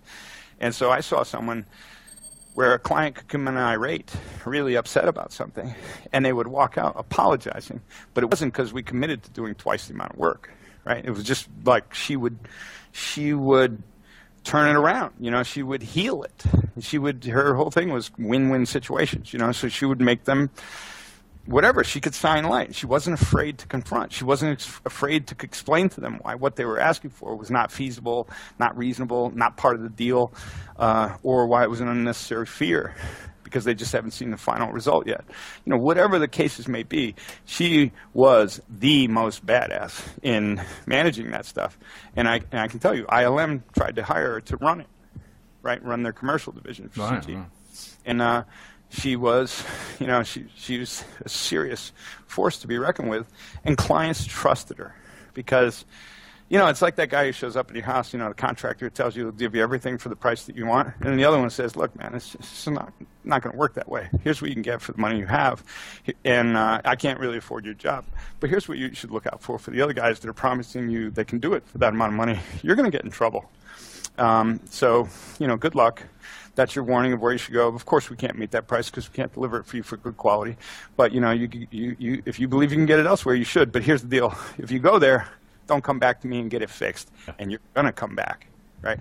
Now, I'll tell you one story. She told that to – there's another theme park attraction called – what was it with Michael Jackson? Oh, Captain EO. Mm-hmm. Yeah. Captain EO. So I forget who it was who came to her. He was a big-time effects legend guy, visual effects producer. And he said, we've got – this is, I think she was at Digital Productions. We've got – who did Last Starfighter? We've got George Lucas and Coppola are going to work together to direct this, right? And this $10 million project. And this is what it's going to be, and you're going to be able to work with George Lucas and Francis Ford Coppola. And Sherry goes, that's really nice, except your $10 million project is a $20 million project. And so you need a $20 million budget because that's what it's going to cost you. And they're like, oh, that's outrageous, What do you mean? You don't want to work with George Lucas? Yeah, I'd love to work with George Lucas. I'd love to work with Francis Ford Coppola. But explain to me why I should go out of business to work for them. Right? Like, that's what Sherry. And she's like, oh, don't you understand who this is? Who gives a fuck? You're asking for $10 million free dollars from a company to give it to you because you want us to finance your project. Yeah. And we're not going to do that, right? If you want to come to us with the money for the project, we will do the best job.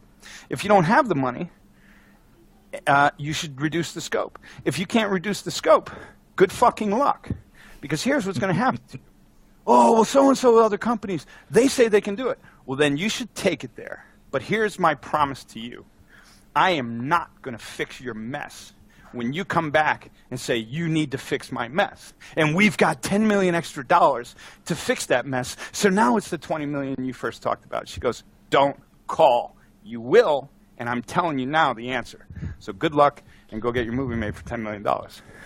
So they're furious at her because they don't understand why everyone's just not on their knees begging to work with Lucas and Coppola and go out of business in the process. And, I mean, that's Hollywood, right? Well, what do you mean? He's a star. You should do it for free. Fuck that. Like that, I was never very good at that. Right? I just didn't give a shit. This whole idea of like, you're king, so I should give you things for free. Fuck that. I'm a pauper, bro. Yeah. I don't see the world that way. And so in the case of Captain EO, they did go to another company. It did get all fucked up. They did come back, and she told them what she told them the first time. I told you no. And now you're coming back. No. Sticking to the guns. Sticking to the guns, But you could bet on the next projects, they were calling her again because she told them the truth in the beginning, and other people lied to them or were just completely out of their league with understanding how to bid the scope of the project, and they got into massive trouble and wasted most of their money. Well, vanity's a terrible thing.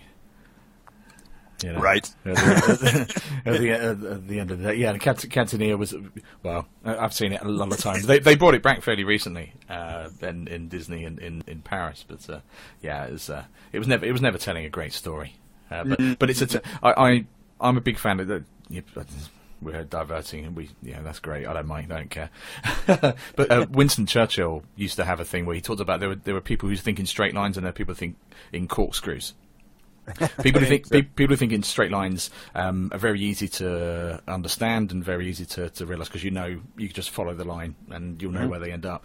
He was only ever interested in talking to people who had ideas and had corkscrew thinking because they would approach things from ways that no one else would think about. And he'd always speak to the people who were borderline kind of crazy because they come up with the ideas. And there's a thing called Operation Mincemeat that the British Secret Service did in World War II, where they decided to completely throw the Germans off track with D-Day by creating a whole persona for someone who never existed. Whole loads of papers, found a corpse from a homeless gentleman who'd passed away. And they created a girlfriend and love letters and photos and all of these plans around what they were going to do. And they just dropped him in the Mediterranean on the hope that he would be washed up in an appropriate place, and then it would be found, and then it would get to be seen by certain people. And it did. Yeah. It did. It's an incredible story, and it's one of the things that turned World War II. And only because it was an idea from someone who was in one of his darkened rooms that said, you know what, I think we should do is create this stupid plan that's never going to work. And he's like, talk to me about it. And that's and I kind of get the feeling there's a bit of corkscrew thinking in. So Sherry's she'll kind of take the stuff forward, but you're thinking, no, I want to do this, and I want to do this, and I want to do this. And from what I kind of pick up and what I gather is that it was the idea that you wanted to drive forward, and it's a perfect combination. Because, and I think there was corkscrew thinking on both sides. Yeah.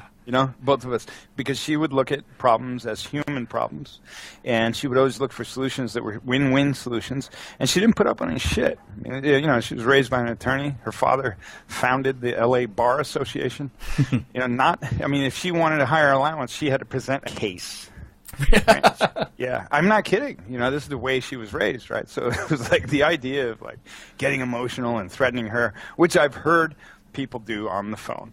I've heard people from some of the biggest publishers out there get on the phone and swear and do this and that, and she's sitting there with the mute button on laughing, because they're not making a dent. And they think like that emotional management might actually be getting somewhere. And it's just like she's just way beyond that. Well, the only place anyone ever has to go is back down again. So you meet them again when they're on their way back down there. That's what they say, isn't it? The people you step on, you meet back on your way down. Yeah, you just wait for them to kind of drop down, and they only say, don't argue an idiot, because they'll take you down to their level and beat with experience. So that's great. I haven't heard that. I like it. It sounds like a very British saying right there. Oh yeah, I'm full of. Well, if you ever listen to our show, I'm full of that kind of stuff. So. Nice. Okay, I love the dry sense of humor of the Brits too. Man, it's just like priceless. We don't have it at all. We don't do it well at all. Well, you speaking of Oddworld, and it was the next kind of area is that games as a medium for delivering a message. Right, Oddworld fart jokes, right? Right. Okay. But yeah. Let's deliver some of that super insight through a well greased fart. Yeah, why not? But there's a stack of subtext, under that veneer, and it's not difficult to draw the lines between the messages and of exploitation, mass food production, all of those things, but. It was a really clever way of doing it, because it was in your face. So totally. If you're talking about the use of the farming and trying to find new tasty treats to eat, etc. Okay, that's obvious, but it wasn't ramming it down people's throat. But you clearly enjoyed just putting that message as a challenge for gamers to actually kind of come up with and consider. I think it's really relevancy. So if you think about music, what's your favorite songs of all time? Why are they? For some people, they're the ones that makes them remember the prom. For others, it reminds them of sitting on the beach. For others, it's because it had a deep impact on the way they saw the world. So their favorite people, Jimi Hendrix, The Doors, Led Zeppelin, the Beatles, like revolutionary music, like revolutionary ideas that were usually about binding people together. Pink Floyd is my favorite. Like, wow, heavy shit, man, heavy stuff, but still just a great song to listen to. But the longer you listen to it, and the more you understand what the lyrics are, and the more you understand what they're saying, then they're like an onion of deeper layers, right? It's just like layer upon layer upon layer. And the ones that last the longest through time, and this is something I was studying, was how does fan culture survive? And I'm not saying I'm the greatest at managing fan culture at all, but how does it survive? What makes an IP last the test of time? Why do people get deeply connected to something? Why do they get tattoos for products or music or bands that they love? What makes someone feel that close to a piece of created content, to an entertainment experience? And my take was that depth depth and relevancy, and sort of if we can shine light. I think Star Wars had a huge resonating on this level, right? Star Wars, if we look at its success in the day, there's a lot of reasons why visually it stood out, why it was incredible to look at. It was a fun ride through space, samurai monks in space, as I would summarize it. Yeah, and they did it all in 3 days. Yeah, yeah, that's right. But how much? So you could enjoy it on very superficial levels, but the more you deconstructed it, the more that there was a lot more there on a psychoanalytic level. For deconstructing film and deeper meetings. And then you find out Joseph Campbell's being interviewed at Lucas Ranch, talking about the power of myth and how that influenced filmmakers like Lucas, and so you find out there's a lot more depth there. Now, to me, I didn't really understand all the reasons and why I was so deeply attracted to Star Wars. But later in life, I started to recognize, wow, the first was just whiz bang, man. It was a world, it was imagination, Darth Vader was just fucking badass and so cool, and those tauntauns and the sandwalkers, man, just what a world, wow, I felt like I was there. I was just blown away. Years later, I'm studying the origins of myth and finding out that there's huge influences going into the property. And that's a big reason why I think it stayed the test of time. If we look at, we were talking about Time Machine, right? On one level, it's just a crazy story. Let's just look at the movie, the movie itself, because I felt that was pretty epic and classic as well. Yeah.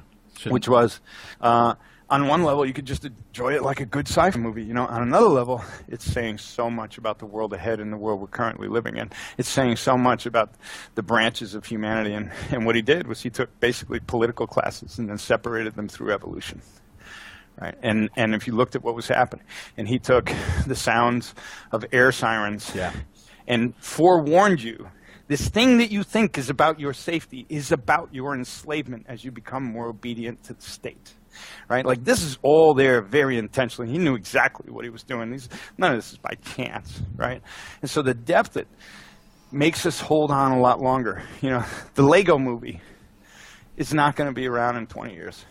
Right, the same way, right? It's just not going to have that input, even though there's a few critic morons that say that was game of the year. I mean, movie of the year. As whatever we may think of the Lego movie, people have fun with it. It's not a movie of the year, right? It doesn't even have pacing. It's like movie made by Ritalin generation. You know what I mean? Yeah. No, I enjoyed it as a piece of as a piece of cinema. Yeah, so it's more like, cotton candy. The beauty of that film was that actually it was any good, because the feeling that you had going into it is that it wouldn't be. So it was actually more of a surprise, and I think that's where where the traction took place. And a great song. Of course. Right. Yeah. Everything is awesome. I mean, everyone was singing Everything is Awesome. Yeah. And that song was actually deeply relevant. There was things happening that are relevant to the world. But, so the more things are preloaded and, I think, beautiful. Let's not forget beauty.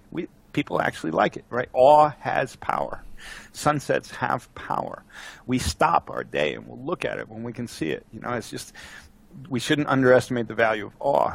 And oddly enough, neuroscientists are now saying awe, when you experience awe, it has this incredibly beneficial effects to your health, right? Which is amazing. And so anyway, to the power of depth and stories, and that's really for Oddworld. I was trying to create something that you could enjoy on one very superficial level, and then the more someone might be growing interested in worldly events or already focused on them, the more that they might start to resonate with what we were laying in, in between the sheets there, and in subtext and in your face subtext, But that's part of the key too, is doing it with a light heart, is not taking yourself too seriously, and that's why it's a comedy. And there was a certain amount of gallows humor as well, just with the whole thing and the processing and dropping stuff into vats and. Exactly. You want to be over the top. It's just like, let's not beat around the bush. Let's just take it over the top. Let's do Soylent Green for the Muppets. And that's how we were thinking of it. It's like Soylent Green meets the Muppets at the X-Files. Okay, well that's an interesting convergence.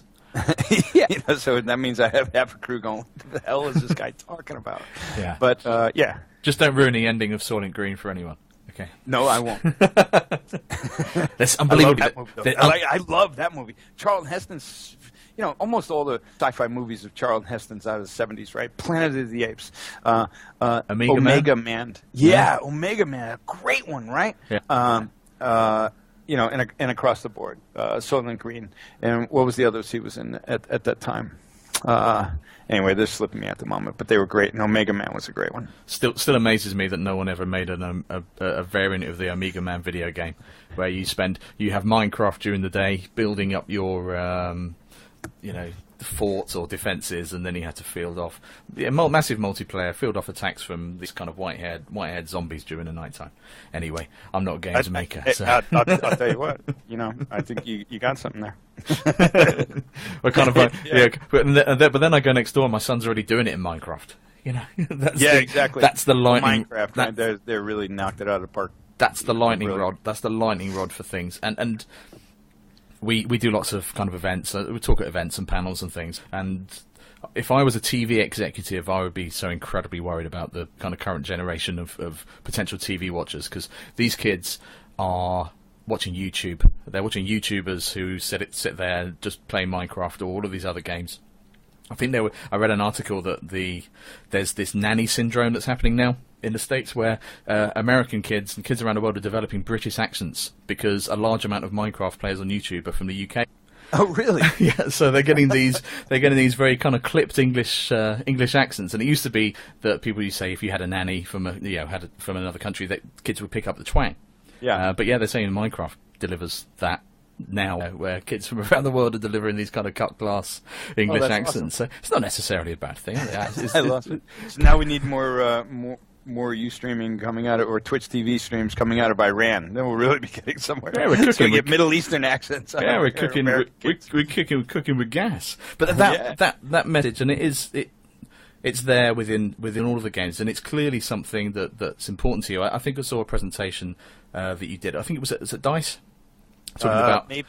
The advertising of companies, and there's different ways of doing it, and so it's clearly something, that kind of pragmatic approach to packaging a product is something that is important to you. Yeah. Well, I think this it kind of gets into philosophical stuff, but let's face it. How much more plastic does our landfills need for our whimsical, disposable habits, right? Like I just have a lot of friends that are scientists, pretty serious about analyzing what's happening in the world, particularly the world's oceans and manufacturing processes, things that inspired Oddworld. But it's like if we're going to make something today that's going to take resources and time and people's brain power, maybe it can be a little more nutritious. That's how I always look at things. Maybe it can be a little more nutritious. I'm not maybe I would at some point just make the absolutely unresponsible game, or experience just really go for it in completely the opposite direction. But it's kind of like life's too short, and we got lots of problems. So, we can just sleepwalk through it all, or we can try to make a little difference, And I absolutely am not saying that, try to be preachy in any way, but I believe, at the end of the day, what are you doing with your hours and minutes of your day, and what did you do with the days of your life? And so I know plenty of people that have made lots of money doing things they don't care about, doing things that people don't need, that don't necessarily make the world any better, and I think getting by is hard enough, so I don't want to judge anybody for what they do, because I think getting by is just really kind of a feat if you can do it, in today's world. But if you do recognize, you go, wait a minute, maybe I can be doing more than just being a cog in a wheel for something that doesn't really matter. And I'm not saying our games matter, but as a content creator, I like to think that people can get some benefit out of what we do. And that's part of what shaped the stories. One is just on an inspirational level. I wanted to have, this is what drove Abe in the first place, I wanted to have the ultimate losers, the guys at the absolute bottom of the totem pole, be our heroes. Because they're not who we expect, and they're not who you want to be. But they're more likely who you probably are, which is, a little overwhelmed by the world, not a lot of opportunities, be in a not so happy spot. But if this guy can pull his way out from the bottom of the food chain, then maybe that gives you some hope too. And as hokey as that sounds, it actually proved, meaning people Oddworld had some impact on some people's lives in surprising ways. And I think that given the opportunity, meaning if you wake up one day and you go, what am I doing, man? it happened to me when I was an illustrator, young, and I showed my favorite artist my paintings. I've said this before, but and he said, yeah, you paint just fine, man. You just don't have any ideas. And it was like, whoa! It just really straight hit me to the deep. nub. Yeah, and it's like you can write, look at film, right? You can make a Michael, Transformers, Bay. right? Yeah. Michael Bay film, and $200 million on something that kept some people in business and keeps making some money somewhere.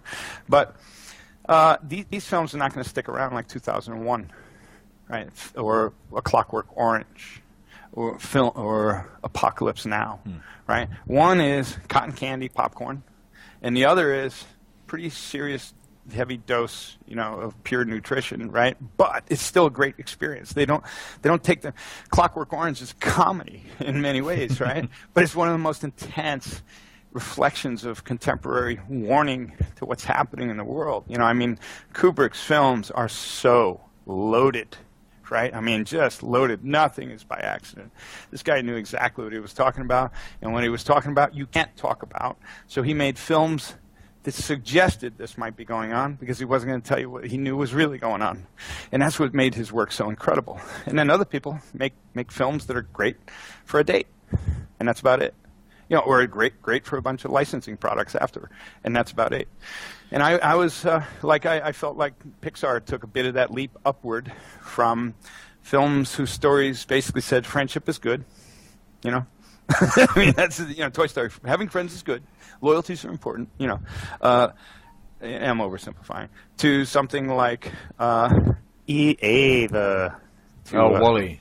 WALL-E. Yeah. WALL-E became a critical reflection of contemporary society, right? So there's a whole nother leap of subtext that I had not noticed previously in the Pixar films that I thought started. And I think the reason they went there is because they had to get more interesting, to an audience that, look how much information we get today. It's said that in the 17th century, the average nobleman did not read more than his lifetime that is in the average Sunday of the New York Times edition, right? And kids are reading that much on the internet every other day. And so we're bombarded with a whole different magnitude of information.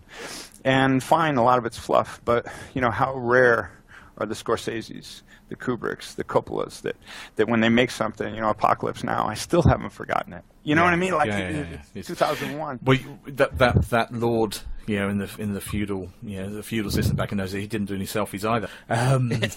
Filling his day with that. And he didn't have a Twitter, and he wouldn't be tweeting. No, but you talk about Kubrick. I was very fortunate. Kubrick saw out his years fairly local to where I grew up. And a friend of mine used to work at an independent cinema, and he used to visit a lot. So I actually had a chance, never had to get an autograph, but never, got to actually meet him, which was amazing. But the impact that he had, it only came out fairly recently that the Bond movie, The Spy Who Loved Me, he visited the set of that movie in secret because they were having real trouble filming with the set. They had submarine silos and things, and they couldn't get it right. And without anyone else knowing, that they snuck Kubrick in to actually do that scene setting. So if you look at it, it doesn't look like a Bond movie. That thing that looks like a Kubrick. That's actually a Kubrick set. Right. But just the touch of the genius like that on something just elevates it to something beyond where it would have been. Yeah, and I think he got pulled into a few things like that we never heard about, for sure.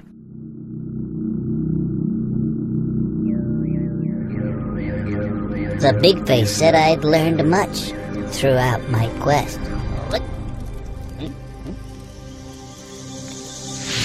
This hand scar would help me for more dangers await.